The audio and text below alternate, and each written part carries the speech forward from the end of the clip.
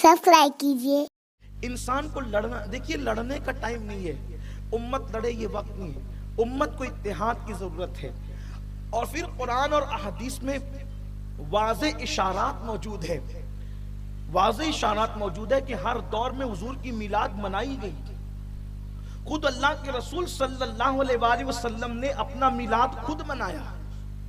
ये जो कहा जाता है ना कि बिदअत हसना है, जिन बुजुर्गों ने इसको बिदअत हसना लिखा है, मैं उनकी मुखालफत नहीं करता, लेकिन मैं ये कहता हूं कि ये तो हुजूर की सुन्नत है। मिलाद मनाना ये अल्लाह के नबी सल्लल्लाहु अलैहि वसल्लम की सुन्नत है। आक़ाए करीम सल्लल्लाहु अलैहि वसल्लम से पूछा गया कि या रसूल अल्लाह, आप पीर के दिन रोजा क्यों रखते हैं? पीर के दिन, ये हदीस पाक है, इसका इनकार किसी को नहीं है। सियासिता की रिवायत है कि पीर के दिन आप रोजा क्यों रखते हैं? तो आक़ाए करीम सल्लल्लाहु अलैहि वसल्लम ने फरमाया, इसलिए कि पीर के दिन मेरी विलादत हुई है। और भी हुजूर ने वजूहात बयान फरमाई, लेकिन ये भी फरमाया कि पीर के दिन मेरी पैदाइश हुई है, मेरी विलादत हुई है। अब आप मुझे बताएं कि हम साल में एक बार हुजूर की विलादत मनाते हैं, और अल्लाह के रसूल सल्लल्लाहु अलैहि वसल्लम ने साल में 52 मरतबा अपनी विलादत का दिन मनाया, यानी हुजूर ने हर हफ्ते पीर के दिन रोजा रखा। आक़ाए करीम सल्लल्लाहु अलैहि वसल्लम ने, मुमकिन है मेरी कौम के कुछ ऐसे छोकरे जिन्हें कुरान हदीस की मालूमात नहीं है, वो मुझसे फिर सवाल कर सकते हैं कि हुजूर ने रोजा रख करके मनाया, तो ठीक है ना, फिर हम भी रोजा रख करके मनाए। कुमकुमों की जरूरत क्या है, जलूस की जरूरत क्या है, झंडों की जरूरत क्या है, एहतमाम की जरूरत क्या है? मैं कहता हूं मेरे अजीज, दरअसल जिसका जितना फहम होता है वो उतनी बात करता है। देखिए मैं आपको एक बात आपसे बताता हूं। दरअसल इस्लाम में ये है कि किसी चीज की अस्ल हमें मिल जाए, किसी चीज का सबूत हमें मिल जाए। जैसे मिसाल के तौर पर निकाह करना सुन्नत है, ठीक है, निकाह करना सुन्नत है, लेकिन आज जिस तरीके का निकाह होता है, इस तरीके का निकाह अल्लाह के रसूल अलैहिस्सलाम के जमाने में कभी नहीं हुआ।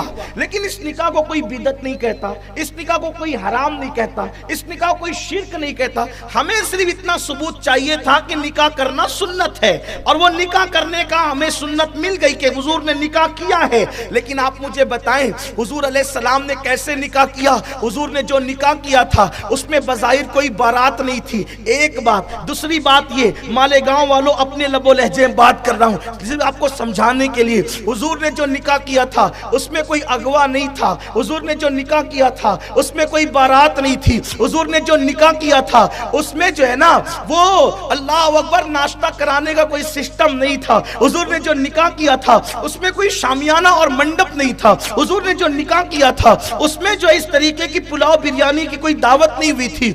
हुजूर ने जो निकाह किया था उसमें तो वलीमे में सत्तू खिलाए जाते थे, सत्तू अल्लाह के रसूल ने खिलाया, खजूर खिलाई।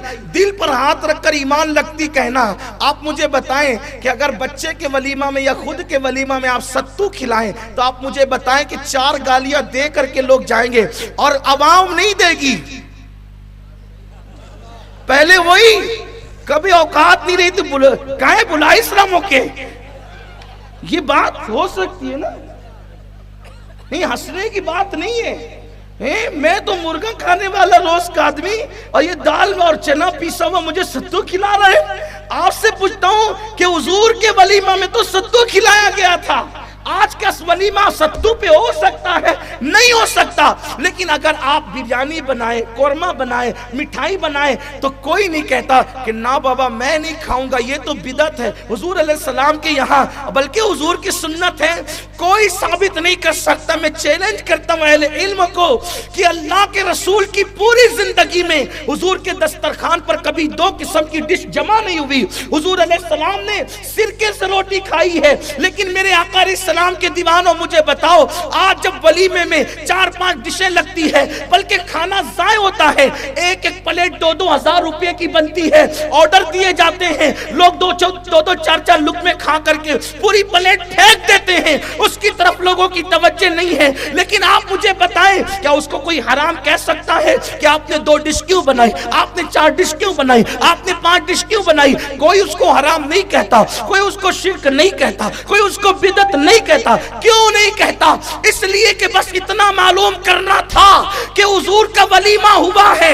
حضور نے جس شان سے کیا وہ حضور کا اپنا، ان کی حضور کی شان کریمانہ تھی. لیکن آج دور بدل گیا، تقاضے بدل گئے، انداز بدل گئے، لوگوں کی سوچ بدل گئی، لوگوں کی فکر بدل گئی. ہمیں تو بس اتنا چاہیے تھا کہ نکاح ہوا اور نکاح کے بعد حضور نے ولیمہ کیا. اب حضور نے ستو پر کیا، لیکن ہم بریانی پر کریں تو کوئی فتویٰ نہیں ہے. بس اتنا ہے کہ ولیمہ ہوا، بس اس پر تم پر چھوڑ دیا گیا.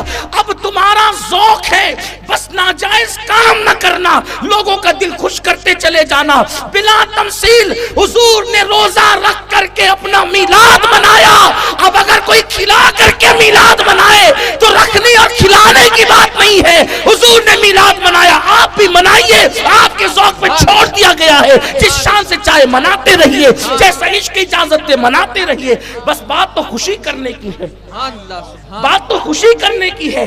اور رہی بات اگر یہ ہے کہ روزہ رکھا لیکن ٹھیک ہے ہم بھی رکھیں گے، ہم نہیں کھلائیں گے، تو حضور نے کبھی رکھ کر کے روزہ رکھ کر میلاد منایا، کبھی کھلا کر میلاد منایا. الحاوی للفتاوی میں امام جلال الدین سیوطی نے لکھا ہے کہ سیدنا صدیق اکبر بکرے ذبح کرتے تھے اور حضور علیہ السلام کی میلاد پر صحابہ کی دعوت کرتے تھے. یہ امام جلال الدین سیوطی کوئی چھوٹے موٹے آدمی نہیں ہے. امام سیوطی نے دیکھو کتاب میں لکھا ہوا ہے. آج کل ایک سوچ بن گئی ہے ہماری قوم کے چھوکروں کی جن کو علم نہیں ہے کہ جو ہمارے علم میں نہیں وہ کتاب میں ہے ہی نہیں. اہل علم کو سب پتا ہے، لیکن اب جہالت سب سے بڑی وبا ہے. تو آپ کو جو نہیں معلوم ہے آپ علم والوں کے پاس ہے. قرآن کہتا ہے، کیا کہتا ہے کہ تمہیں نہیں معلوم ہے تو یہ ٹنڈورا پیٹو کہ ہے ہی نہیں. اگر چمگادڑ کو سورج سے تکلیف ہے، وہ کہتے کہ سورج ہے ہی نہیں، آنکھ بند کر کے پڑھیے سورج ہے ہی نہیں. قصور تو اس بڑی بھی کا ہے نا کہ جس کو سورج نظر نہیں آتا.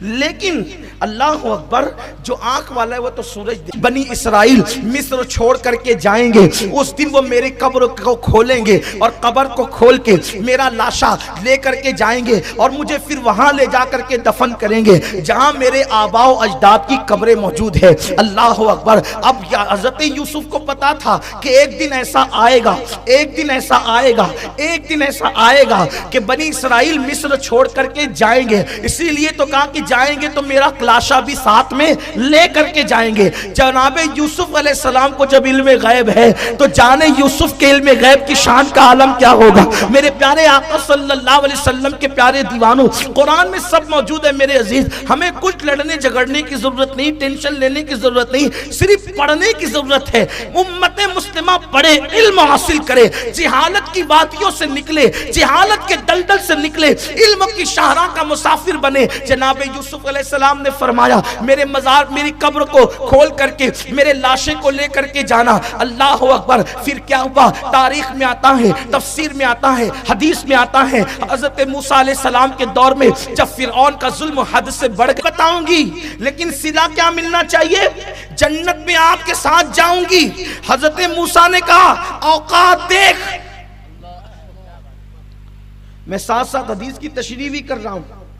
اوقات دیکھ، تیرا جنت میں جانا تیرے لیے کافی ہے. میرے ساتھ، موسیٰ علیہ السلام کے ساتھ. موسیٰ علیہ السلام کے برابر وہ بڑھیا کی نیکی ہو سکتی ہے؟ بولو نہیں ہو سکتی. لیکن کس عمل پہ جانا چاہتی ہے؟ نبی کا مزار بتانے کے بدلے میں. یہ نبی کا مزار ہے، حضرت یوسف کا مزار. یہ بس یہ بتانے کے عوض میں وہ حضرت موسیٰ کے ساتھ جنت میں جانا چاہتی ہے. حضرت موسیٰ نے کہا جنت لے، میرے ساتھ آنے کی بات نہ کر. اللہ نے جبریل کو بھیجا اور فرمایا کہ میں موسیٰ سے کہہ دینا موسیٰ اگر مانگتی ہے تو دے دے، تیرا بگڑتا کیا ہے. اب آپ مجھے بتاؤ اتنے چھوٹے سے عمل پہ کہ وہ بڑھیا حضرت موسیٰ کے مزار کی نشاندہی کر رہی ہے، جب اس عمل پہ بڑھیا موسیٰ کے ساتھ جنت میں جا سکتی ہے تو میلاد پہ روپیہ خرچ کرنے کے بدلے میں ہم صدیق اکبر کے ساتھ جنت میں کیوں نہیں جا سکتے؟ سبحان اللہ. نعرہ تکبیر، نعرہ رسالت، جشن عید میلاد النبی، سرکار کی آمد، آمد مصطفیٰ، آمد مصطفیٰ. کمنٹ شیئر ضرور کریے.